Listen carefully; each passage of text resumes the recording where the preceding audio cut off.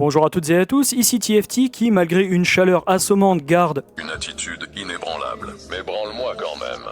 Bienvenue pour cette nouvelle vidéo Scream 7. On va parler aujourd'hui pas moins de 6 nouveaux points concernant le film. Vous avez également vu sur votre écran que le panneau spoiler leaks potentiel etc. a triplé de volume pour la simple et bonne raison qu'aujourd'hui on va parler de choses extrêmement pas certaines. Donc encore une fois, est-ce que ça va être dans le film ou pas? Je vais vous expliquer ça avec pas moins de 6 points, donc sans plus tarder, let's go. On va parler du premier point, du coup parlons du rôle de Gale. Rappelez-vous, pour une fois il n'a pas pris longtemps à arriver celui-là, rappelez-vous, il y a de cela quelques mois, je parlais d'une histoire de Gale qui se rend dans un centre psychiatrique et qui va étrangement se retrouver à un moment donné à malheureusement tuer un des patients en l'écrasant avec sa voiture. Alors malgré tout et au tout début du cast, c'était l'acteur Ethan Embry qui était censé jouer le rôle du patient. Mais il semblerait que, je parle au conditionnel, il semblerait que l'on ait plus d'informations. Cet acteur jouerait en réalité un des employés de ce centre psychiatrique qui verrait l'arrivée de Gale et de Sidney et qui les conseillerait en leur disant oui c'est la personne là que vous cherchez etc. Mais il serait également présent lorsque Gale tue le patient en le percutant. Alors j'ai à ce qui paraît un petit insider qui dit que l'acteur jouant le patient ne serait pas un acteur connu ou du moins faisant partie des têtes d'affiche. Donc c'est-à-dire qu'il y a de très peu de chances que le personnage qui soit dans l'asile psychiatrique soit Stumacher. Je place ça ici, encore une fois, je ne suis pas là pour de la critique.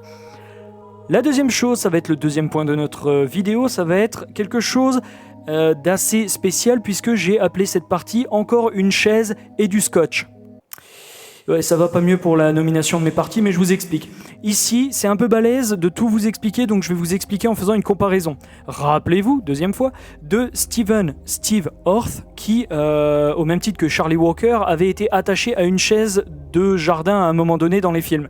Eh bien, il semblerait que cette fois, ce soit Sidney qui revient chez elle en urgence après un appel de Ghostface ou de l'un des Ghostface, et que cette fois, Sidney, qui vient préparée avec une arme à feu dans la main, trouve sa fille attachée de la même manière, mais au milieu du salon dans la maison des Prescott, soi-disant. Donc, oui, au même titre que Steve Orth, Steve Orth, pardon, Steve c'est son surnom, donc Stephen Orth ou Charlie Walker, on aurait exactement cette même chose de je suis attaché à une chaise de jardin avec du scotch, sauf que là c'est la fille de Sidney. Bon, est-ce que c'est vrai ou pas? Encore une fois, je ne suis pas là pour la critique. On passe au troisième point. Le troisième point de notre vidéo, je l'ai nommé destruction psychologique. Alors celui-là, s'il est vrai, nom de Dieu qui va faire mal autant aux spectateurs-spectatrices que nous sommes qu'aux personnages en question. Il s'agirait d'une scène où Gale, à ce moment de l'histoire dans le film, a encore son émission de télé. Elle serait à l'antenne. Elle est en ondes, comme disent nos amis d'outre-Atlantique que je salue avec tout mon amour inconditionnel. Donc elle est en direct et elle va recevoir des appels téléphoniques de plus en plus insistants. Si bien que, vous le savez, sous son énervement qu'on lui connaît tant, elle va prendre l'appel et devant toute la télévision qui la regarde, donc en direct, elle va recevoir un appel de, et vous le voyez venir, la voix de Dewey Riley. Et ouais, rien que ça. Imaginez l'impact si ce leak est vrai. Imaginez le truc. Ça va être complètement immoral. On va vraiment en prendre plein la gueule, je pense. On passe au quatrième point, donc du coup, des précisions sur une scène, voire même sur l'opening du film. Et pour une fois, je vais humblement vous demander de mettre de côté l'histoire de Chad et du diner. Vous vous rappelez Chad avec le personnage de Celeste O'Connor dans un diner, etc. Ils se font attaquer, le personnage de Celeste O'Connor se fait tuer, mais Chad se fait violemment attaquer, etc. Je vous demande de mettre ça de côté, pour le moment. Car en effet, il y aurait dans ce nouveau draft une explication comme quoi Scream 7 se veut être un film hardcore qui prône non pas le copier-coller bas de gamme, bonjour Scream 5, mais bien la nostalgie. Donc, l'opening kill, ou du moins l'un des premiers kills ultra violents que l'on verrait à l'écran, se passerait très probablement à Woodsboro, juste pour cette scène. Et d'ailleurs, il y aurait une histoire de... Alors, c'est là que la personne qui leak qui a joué sur les mots, donc j'ai pas bien trop compris le sens. Il y aurait eu soit un incendie, soit un meurtre par immolation. Donc c'est-à-dire que soit Ghostface fout le feu à une maison, soit Ghostface brûle une personne vivante. dans un lieu en question. Donc visiblement ça se passerait à Woodsboro du coup. Alors perso, je sais absolument pas si je dois y croire, mais sérieux, ça pourrait être cool pour instaurer le niveau de violence du Ghostface, en mode voilà, on est à Woodsboro, je tue comme à l'époque, mais je fous le feu à la maison, en mode, ou je fous le feu à la personne, en mode je suis un Ghostface qui va faire table rase du passé, qui brûle le passé. Ça serait assez intéressant selon moi, mais encore une fois, marchons sur des œufs aujourd'hui, hein, c'est-à-dire attention avec tout ce que je vous dis dans cette vidéo. On passe du coup au 5e point, le caméo tant attendu se resserre. Oh que oui, attention tout de même, c'est à partir de là où je disais que le panneau a triplé de volume parce qu'il va vraiment falloir avoir un certain recul et du discernement avant de prendre ce que je vais vous dire. L'un des leakers qui était selon moi digne de confiance car il appartenait au groupe qui nous a donné des informations concernant le cast, nous informe, je cite, ouvrez les guillemets, « Si vous croyez que tous les caméos de Scream 7 ont été annoncés, repensez-y davantage.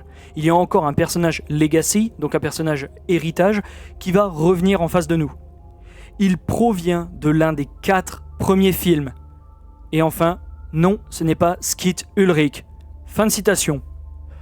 Mais moi, vous le savez, moi je dis Joël. Ouais, le retour de Joël. Rien de plus, rien de moins. Je le dis, Joël, sinon je fous le feu au cinéma, c'est une blague. Ne me balancez pas la police chez moi, j'ai pas les moyens. C'est une blague, mais encore une fois, moi je dis Joël. Voilà, notre dieu à tous sur cette chaîne, vous le connaissez et vous l'aimez tout autant que moi. Et enfin, le 6e point, des news confortantes officielles cette fois-ci pour Scream 8. Et oui, c'est pas parce que je fais une vidéo à la Zub que le dernier point n'est pas le point le plus critique de la vidéo. Donc 6e point, des news confortantes officielles pour Scream 8. Le site Production Weekly a mis à jour le profil officiel du projet connu sous le nom de Scream 8. Pour le moment, Scream 8 se fait appeler Scream 8, donc c'est-à-dire que le projet est en amorce. Mais en effet, il a été reporté que le début du tournage de Scream 8 va commencer en mars 2026 à Atlanta, en Géorgie, aux États-Unis. J'entends la Géorgie, pas la Géorgie des pays de l'Est, enfin des ex-pays de l'Est, mais bel et bien Atlanta en Géorgie, aux États-Unis. Donc l'équipe de production retourne sur des lieux qui ont été qui ont vu prendre en place le tournage de Scream 7. Donc quasi d'emblée, à la fin de Scream 7, on a directement une équipe de tournage qui y revient. Donc on n'a pas fini d'entendre parler de Pine Grove, selon moi. Merci d'avoir regardé cette vidéo très étrange et très bancale concernant Scream 7. Encore une fois, je vous remercie de votre fidélité et de la patience que vous avez entre chaque épisode. Mais encore une fois, je n'invente jamais mes leaks, bien évidemment. Je tiens tout de même à rappeler, pour celles et ceux qui seront encore là à la fin de la vidéo, que toutes ces informations viennent très probablement d'une ébauche de script ou d'un script passé. Donc, encore une fois, je pense que ça va être repioché pour remettre, pour être remixé dans le film final qu'on aura, qui est Scream 7, bien évidemment. Merci de votre écoute et je vous dis à la prochaine. C'était TFT, passez une bonne fin de journée, portez-vous bien et à bien vite, bien sûr.